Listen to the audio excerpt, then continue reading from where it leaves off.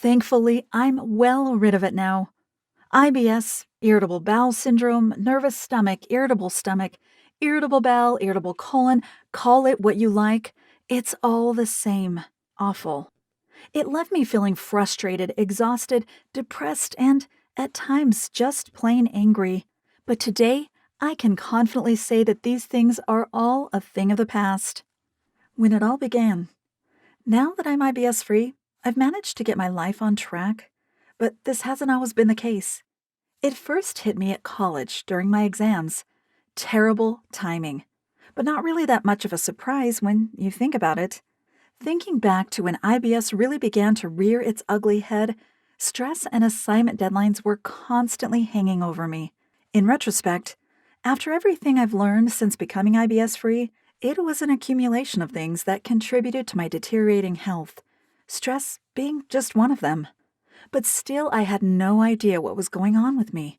Back then, I guess I just put it all down to those exam nerves. Wouldn't you? Food slowly started to become my mortal enemy.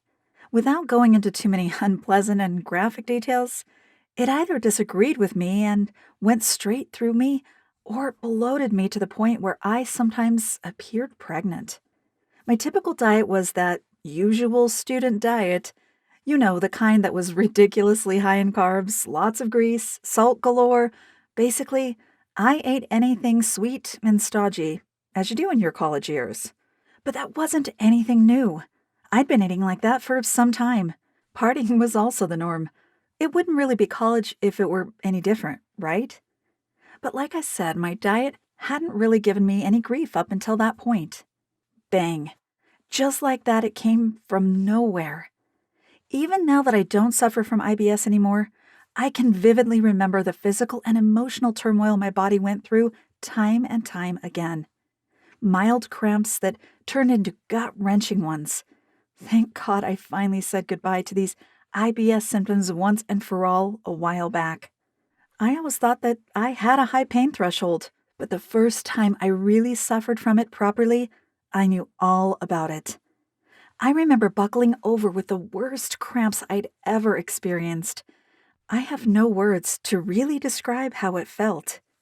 At times, it felt like a knife had been stabbed into my stomach and twisted around ever so slowly.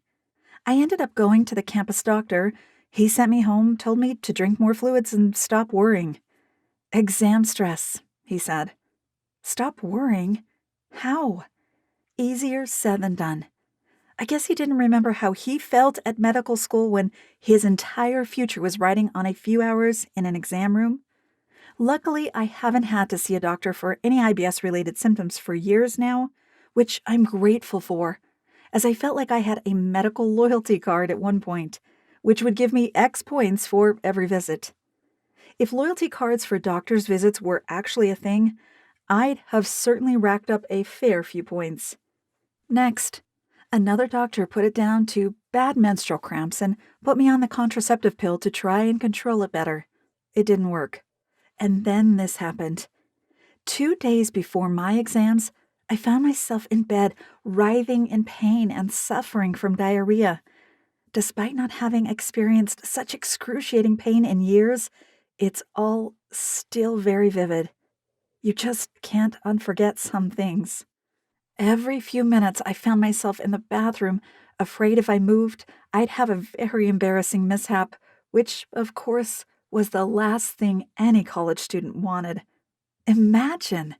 Again, I found myself back in the doctor's surgery, staring at the sterile white walls, trying to blink back tears, and begging him to fix me so I could do my exams.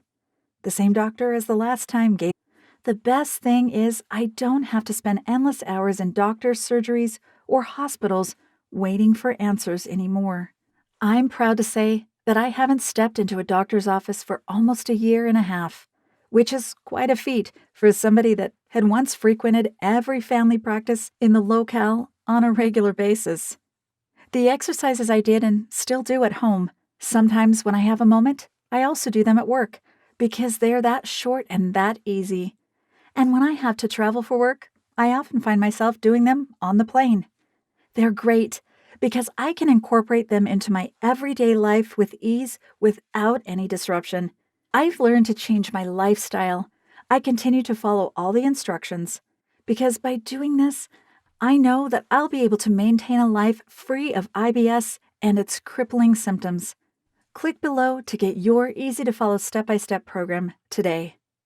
Nothing to lose. What have you got to lose by trying this method out, other than your awful IBS symptoms and unhappiness? Even in my desperation, I was a little skeptical of it all, especially since I tried and failed so many other methods, and no doctor I'd visited could help me like I'd hoped they would. This clear program isn't made up from nothing. It's based on scientific, factual evidence concerning the triggers of IBS. It's an easy-to-follow plan, and because it's so easy, it's not that difficult to include in your life and make the necessary tweaks in the way you live. And if you're anything like me, once you start noticing the differences, you'll become determined to make it work for you and continue with the program well after the suggested time is up. Jalissa's program is different to the rest. It's so simple. It's easy to follow, and it also offers some step-by-step instructions. What makes this plan even more unique is that it looks at IBS holistically. It looks at every aspect of IBS and all its triggers. From there, everything is separated into manageable chunks, which make it easy and even fun to follow. Trust me when I say you won't live to regret this. I hope that you too can find all the answers for your IBS you're looking for, just like I did. Here's to living IBS-free forever. You're 90 seconds away from owning a program designed to make things right for you.